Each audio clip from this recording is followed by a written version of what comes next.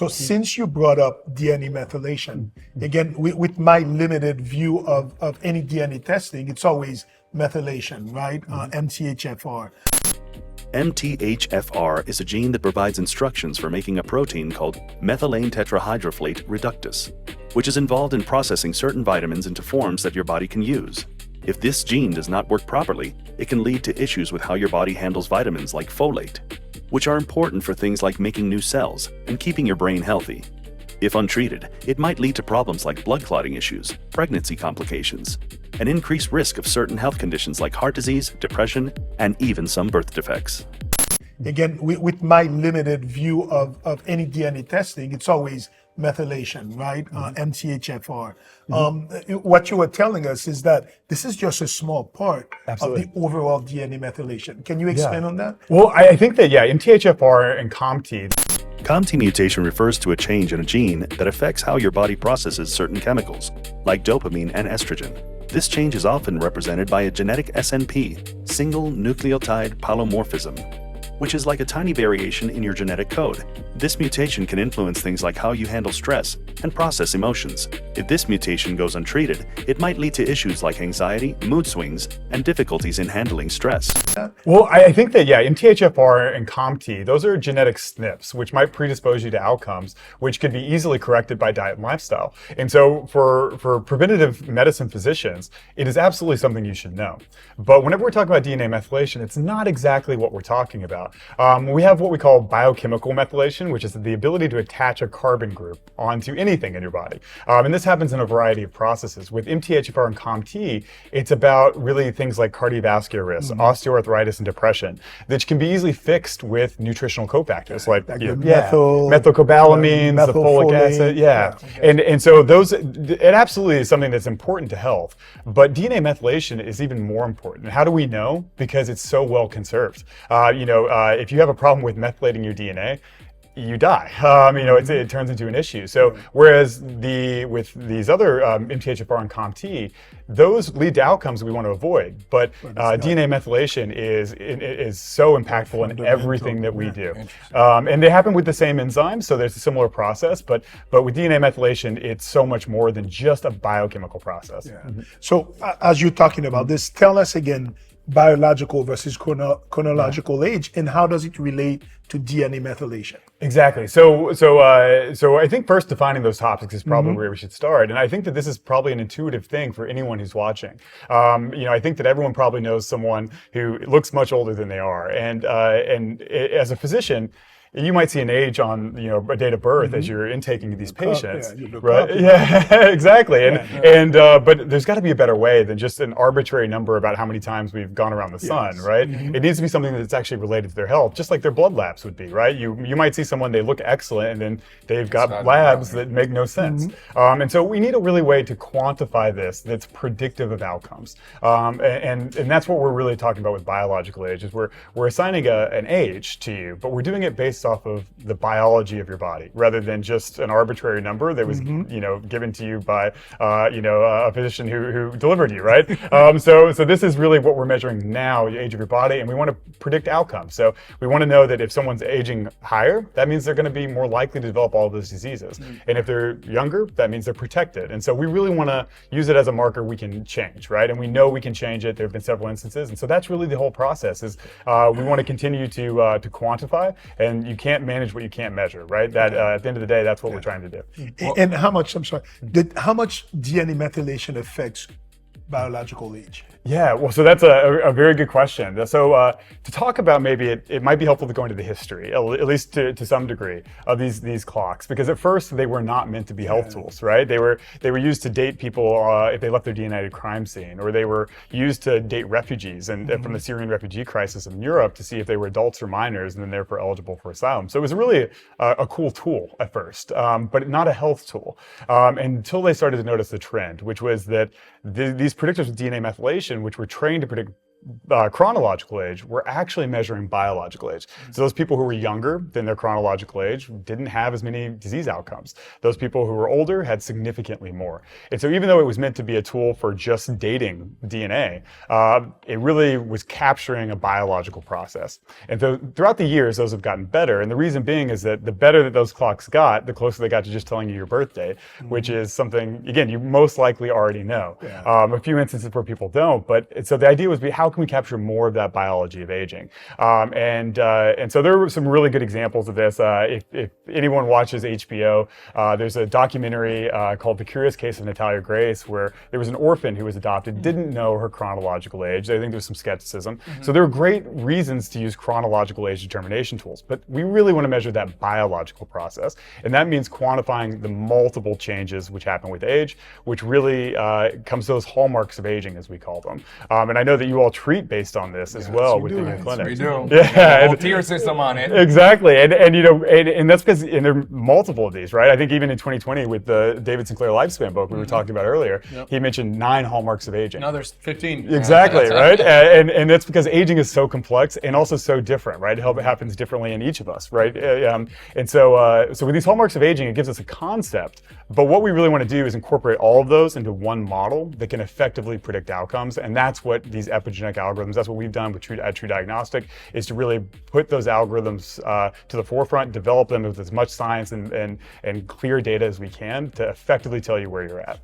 Right. So to recap something from everything you said, because it's complex, guys. So don't worry. If it's complex, We're lost too. yeah. So the name to the game, and I love that, again, everything we're doing is now based on the hallmarks of aging. I think a lot of doctors are talking about that, but it's to match our health span with our longevity. Or how people say it's not put more life to your years, but more years to your life, but more life to those years. Exactly. And I think one study that I want to reference, which is gonna kind of prime the conversation, because everything we speak from what I'm about to say is just gonna be a bonus.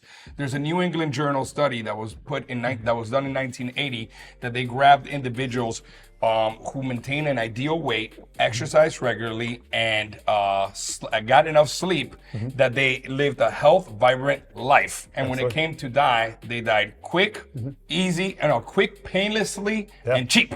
Absolutely. Rather than somebody who didn't maintain their weight, smoked, and didn't exercise, died long, painful death. Absolutely. Wow, that's really interesting. Yeah, which what it equates to is, they suffer, they're a burden to their families, and they're a burden to our healthcare system. Definitely. So just changing, I said it wrong. It was the ideal weight, not smoking, and exercising. Just with those 3 factors, right? Yeah. Now add all the components we're gonna speak about in order to biohack the system and do it long term. We could possibly live to 150, 200 years and match that health span to our lifespan. So one day we just die when we go to bed. Exactly. Right? Yeah. There's no law of physics which say we can't live incredibly long lives, right? It just we accumulate damage and problems throughout our lifespan. That's really what we're measuring, and that's what we're trying to fix with all of these interventions and hacks. That's why treating the hallmarks of aging works the way it does. And just to kind of caveat the viewers that were watching. So we brought Ryan on because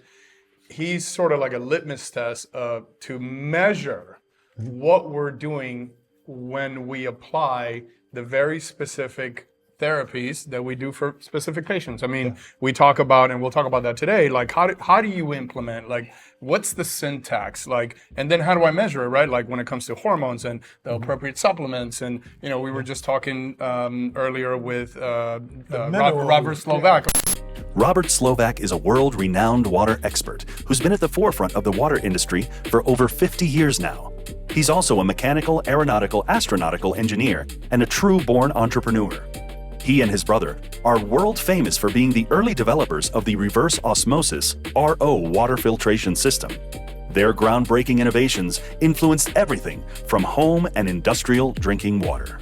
We were just talking earlier with Robert Slovak about trace minerals and electrolytes, and how do we put that all together, and then how do we make sure that that's actually working? And so you're that litmus test that we use. Hey, we're treating you based on the 10, 12, 15 hallmarks of aging, like all of these factors, and then you could actually now measure your progress, and that's incredible. Yeah. Because we were talking off camera. you can predict your death, right?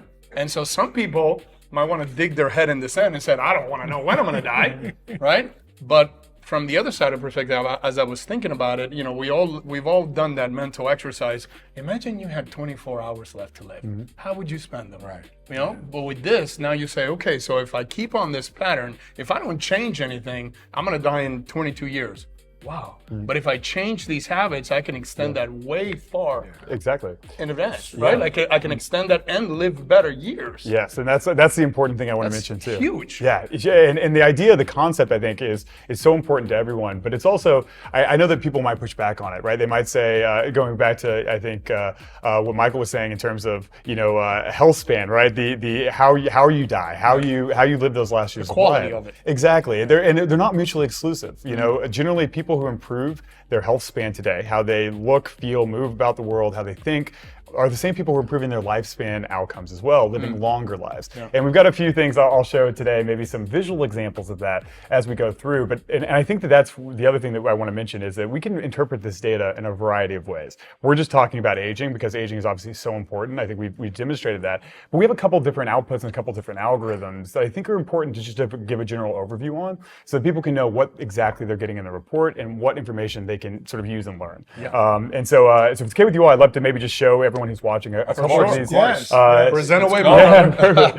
well, so I think that these clocks and these algorithms have gotten way more sophisticated as we've gone on, and I really wanted to take over the 3 clocks which I think are the best and give us all a different amount of information. And so the first one we want to talk about is one that really helps us. My favorite. Yeah, exactly. I love this one. This one was developed with Duke and Columbia. It's called the pace of aging, and this goes directly to what we were talking about in terms of the quality of life related events, because this doesn't tell you your overall age. It tells you at this exact moment how fast are you aging in a biological per year basis. And we really, we want this to be below 1 because that means that for every year you're living, your body is aging less than that. This is where the longevity escape velocity comes in. As long as we're staying under, we're basically slowing the aging process. Exactly, and this tends to go up as we age. So I liken it to sort of the opposite of compound interest, right? Where everyone's told you the story of keeping money in the bank so you can have interest and it earns interest on the interest. Well, it's the opposite with aging. We want to keep this as low as possible so that aging doesn't cause more aging. So it seems that aging is not linear, but rather compounding, depending on the effects of these hallmarks of aging falling apart, we just deteriorate faster and faster. Yeah, and that also means that our preventative measures are also compounding, right? Just like that compounding interest. So the things you're doing to help improve your health are also having a better effect the more you can implement and the younger that you can. And we'll talk about that as well. But you can see here, that's that population level graph. And you can see, again, it tends to go up over time, which is that compounding effect that we're talking about. But I also want to mention, so we did or I should say, some of the researchers at Duke did a study at age 45 in this cohort. So they measured over 1,000 people, all at the age of 45. On the cohort on this screen, on this slide? Yeah, so this is the study output. And what they basically saw is that if they looked at everyone in the age 45, what were the things linked with those people who were aging fast, and what were those things that were linked with those people aging slow? And what they found is that the slower you age, the better all of your quality of life metrics are. And so this goes back to, again, that health span, that quality of life stuff that we're talking about.